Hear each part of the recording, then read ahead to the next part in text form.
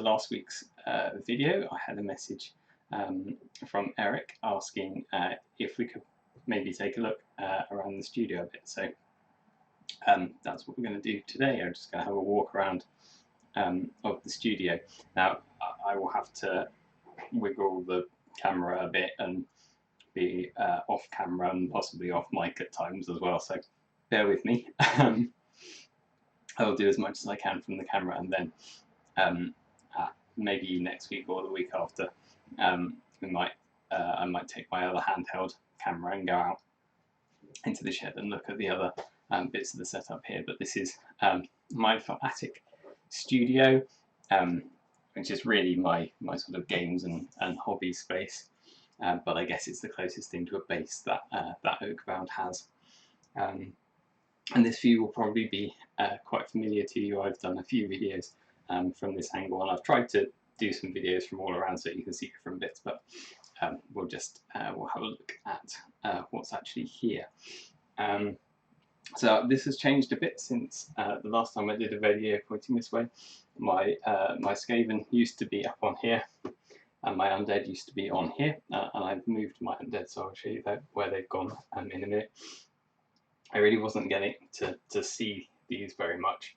With the Skaven organised down here, I can see a bit more what I need to do. These I did for an old world army challenge. Was it last year?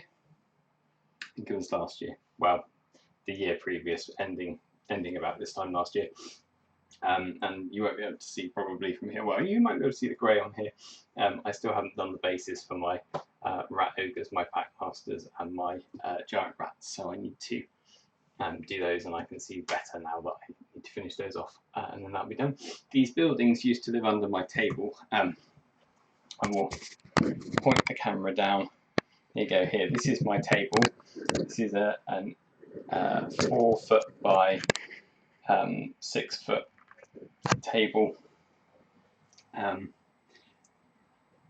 So yeah, that's for playing games on, and that occupies most of the middle of the room. And under here there are shelves for my terrain modules.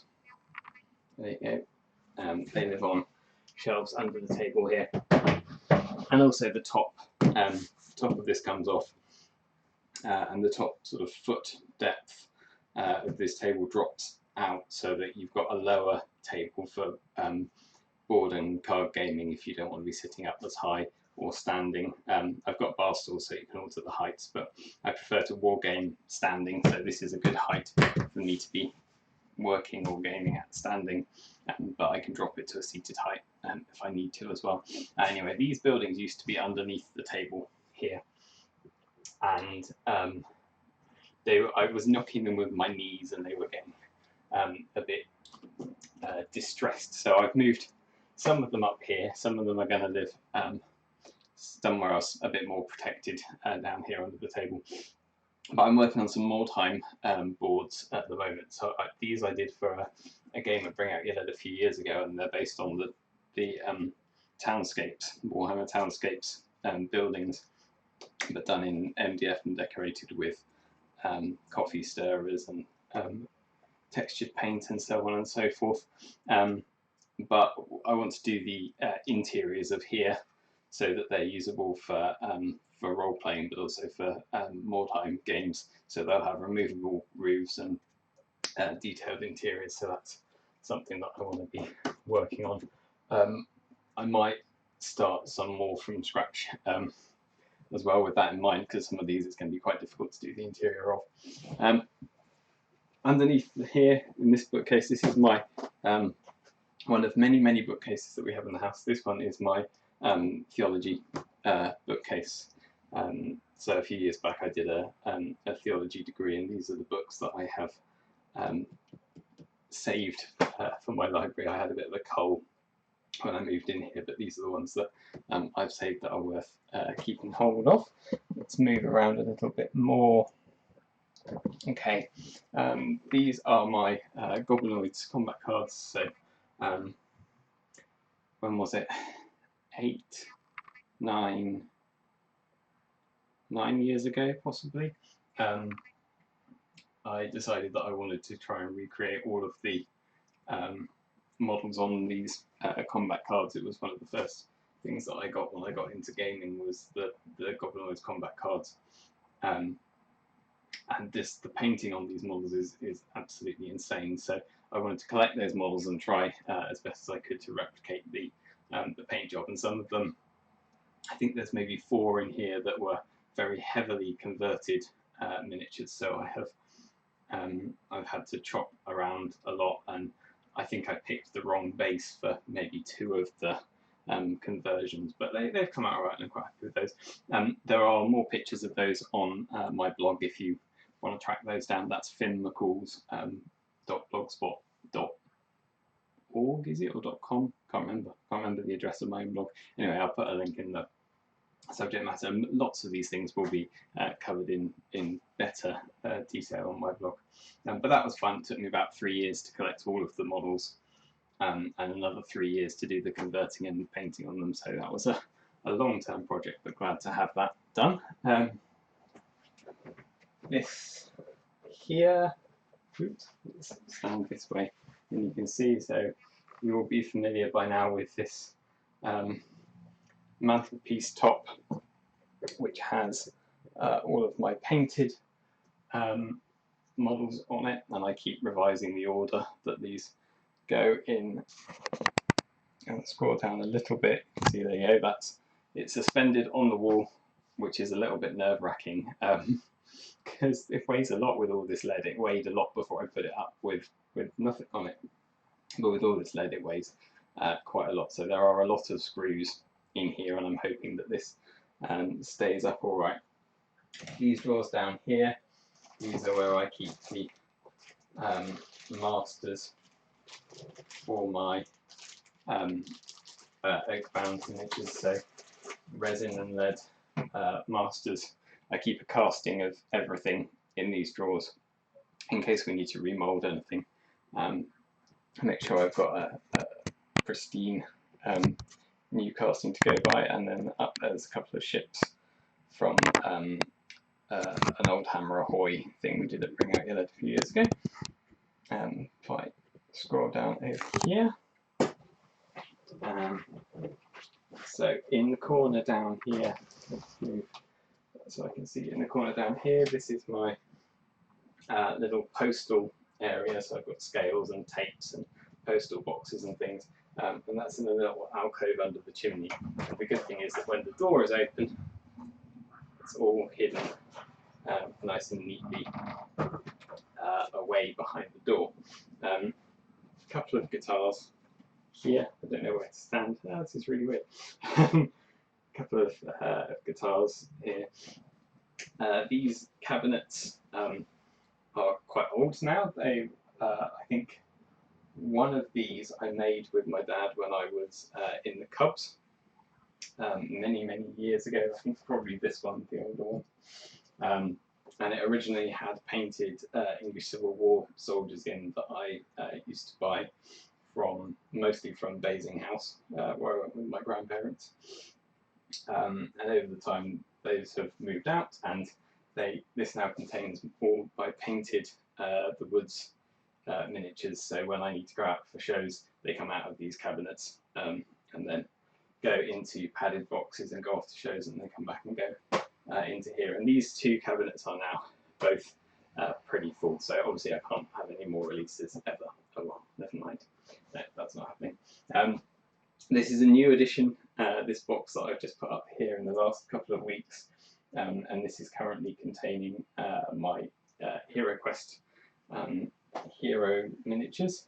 So there's quite a lot now, and I'm going to do a blog post on my Hero Quest stuff, because I've almost, I say almost, it's still going to be another couple of months probably before they're actually finished, but almost finished rebasing everything. Should we shunt around a little bit more?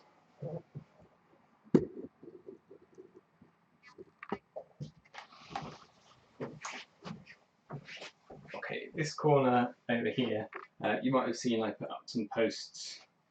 It was probably about 2 months ago now, I don't know, some time ago, about putting this news station in here for my scenic materials, and that's been really handy, especially as I've been doing a few bits of scenery commissions in the last couple of months. It's been really handy to just have everything on tap there. So these are my various flocks and static grasses and things. I walked around this at the end of March, beginning of April, and showed you all the things that were still to do and what's happened on here. My Aztecs and my Amazons have got primed and then parked back on the shelf here.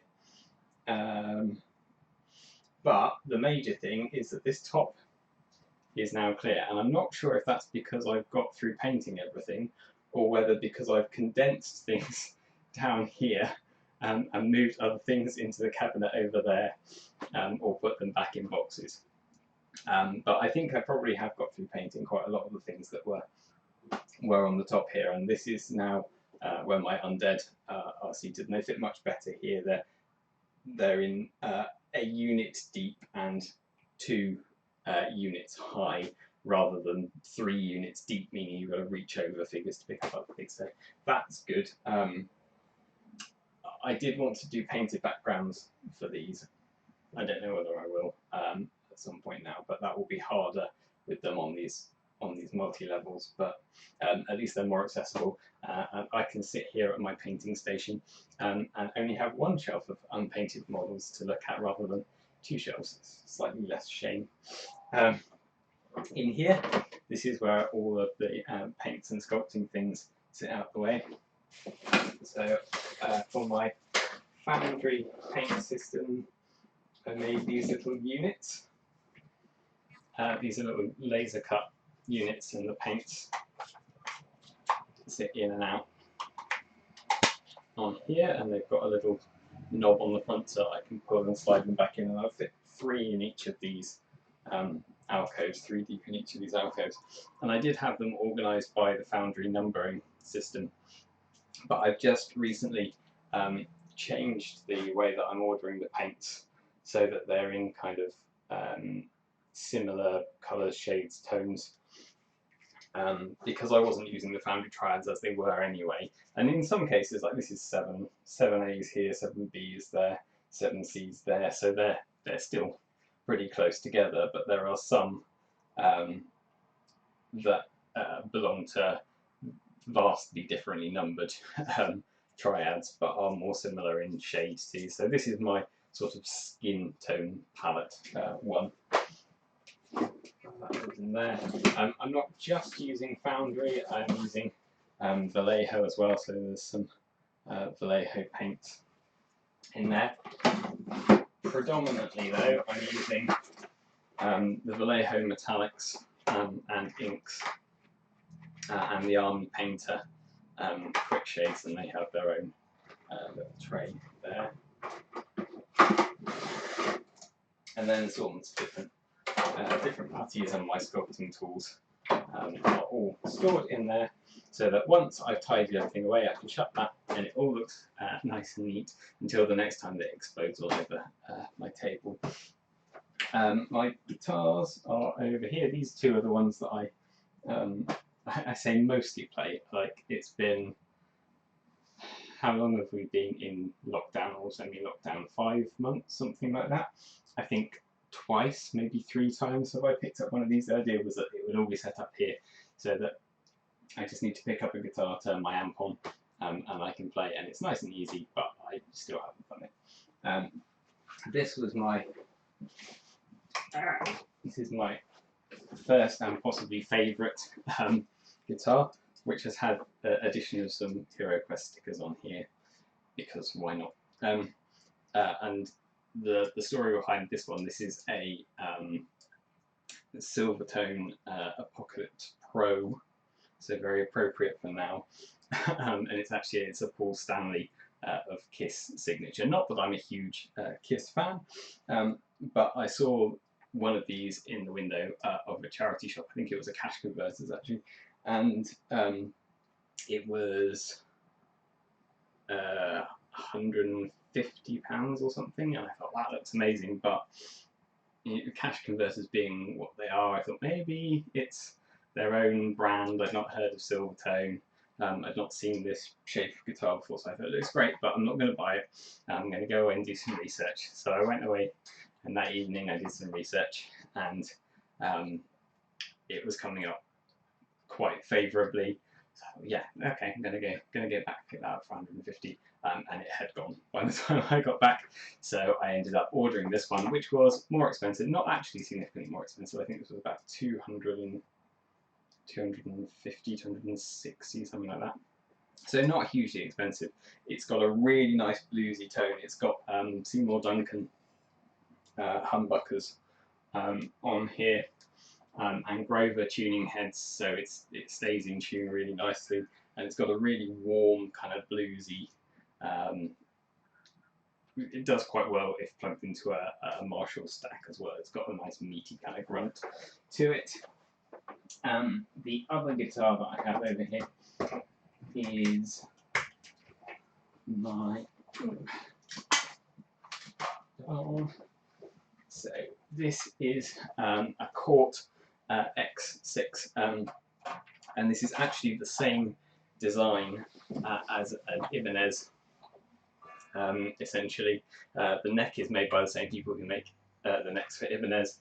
The tuning heads are made by the same people who make the tuning heads for Ibanez. It's got Mighty Mite humbuckers and a single coil in the middle, and it's got a Floyd Rose floating bridge. So every bit as good as an Ibanez.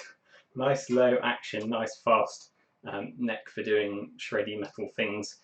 If my fingers were better at being in practice, they're a little bit messy at the moment, so I like to play quietly when I'm playing with this one, so as not to sound awful through the wall to anyone who's listening. But this is really nice. You've got a little switch here, so that in addition to adjusting your pickup tone, you can also switch to have alternately one or both of these humbuckers playing at the same time, so you can get quite a lot of different sounds out of here. Yeah, this is quite satisfying, but because it's a locked here, it's a bit and a floating bridge. It's quite a pig to set this one up. So I try not to change the strings on here. So maybe once a year I'll change the strings over, and it'll sound really, really good.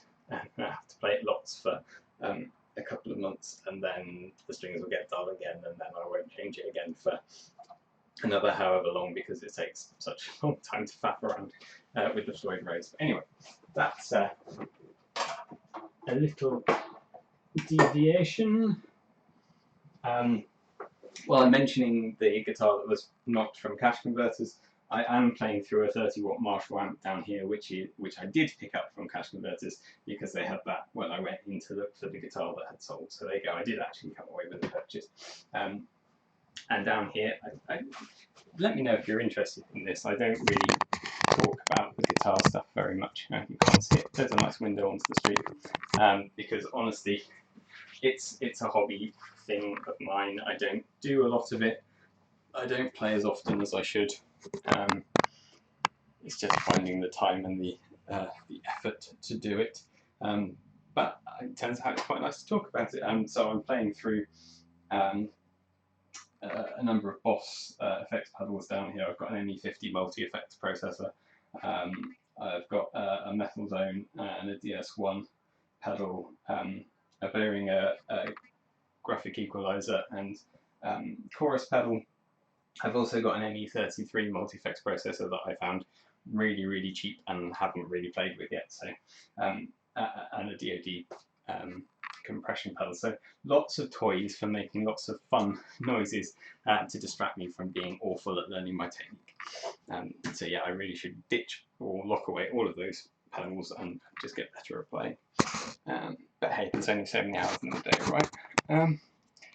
Then down here, going back onto gaming things, this is my Encyclopedia Warhammer. So this is everything Games Workshop published for Warhammer from 1st edition through to 8th edition, but not the 8th edition army books yet, because they're still quite expensive to pick up on eBay.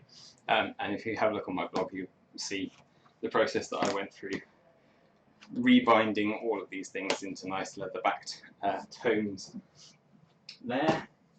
And underneath is my my White Dwarf collection. This is White Dwarf from the time when they changed the size.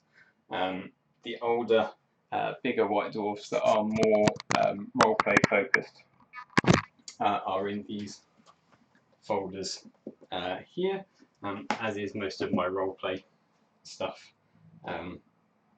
So Warhammer Fantasy Roleplay and some Dungeons and Dragons stuff down the bottom there. Along with, I'm going to pick the camera up. Bear with me while I pick the camera up. Don't know if you can see there, that's Fighting Fantasy. Where am I pointing here? Fighting Fantasy books there, and some old VHS videos. Not that we have a VHS player, but some videos that I wanted to keep. And up there, that's my Mended Drum Tavern with a few Discworldy figures of various types, including my own that hopefully at some point will emerge. Assuming that I get the license, which seems unlikely, but I've been talking to the guys at the who own the Josh Kirby estate, and they still own all of the rights to his art book. So fingers crossed. I mean, I sent them copies of these, and they like these, and I'm going to do a couple more to remind them that they have seen them and that they like them. And then we'll see once everything settles down and people are actually thinking beyond October. I think that's the furthest anyone's looking at the moment. When people are thinking beyond that, then maybe I can do some more Discworld sculpts. Fingers crossed. This cabinet here, let's pick it up again. That's my Femir army there, and my Hero Quest diorama that you'll have seen, and some dragons, and my ogres, and my Egyptian high elves, and my barbarians. And the barbarians, I will be doing a blog post next couple of days. I've taken all the photographs, so stay tuned for that. And then, just to conclude, turning this around once more, this is the end of my gaming table. These trees are a commission, so they're going off on Saturday to the chap that's commissioned those. And this area here is the only clear area of wall space in the studio. Hopefully this is where the John Civic painting that I got commissioned for the cover of The Woods is going, but I haven't bought that off him yet, so it may be that it's a little while before that happens, or that something else goes there instead. Looking up a bit more then, there's some Starcom stuff up there, if you know Starcom, and then up here, I move this lamp out of the way, that's boxed games. So the two big boxes furthest away are Hero Quest and Space Crusade, big laser cut boxes that I did to house my expanding collections there. So that is a look around the studio. I hope that's been interesting. It's certainly been nice for me to get diverted and talk about other things like guitars that I haven't talked about for ages, so maybe I should pick those up and do a bit more faffing around with those. But yeah, it's nice to walk some people around the space, and as you'll see, it's definitely more of a hobby space for me. So next week maybe we'll go out in the shed and I'll have a look at the where I keep the stock for going around shows, if and when, again fingers crossed, if and when going around shows becomes a thing again. I also have hopefully a few more sculpts on the go then. I've got a couple more sculpting commissions come in since last week, so that's nice. It also looks like I'm going to be going back into work at least a few days a week from next week or the week after. So I may have less time to be doing videos. The videos may get shorter, but we'll see. Hopefully there will be no less fun things to talk about. So thank you for joining me, and I will see you next week.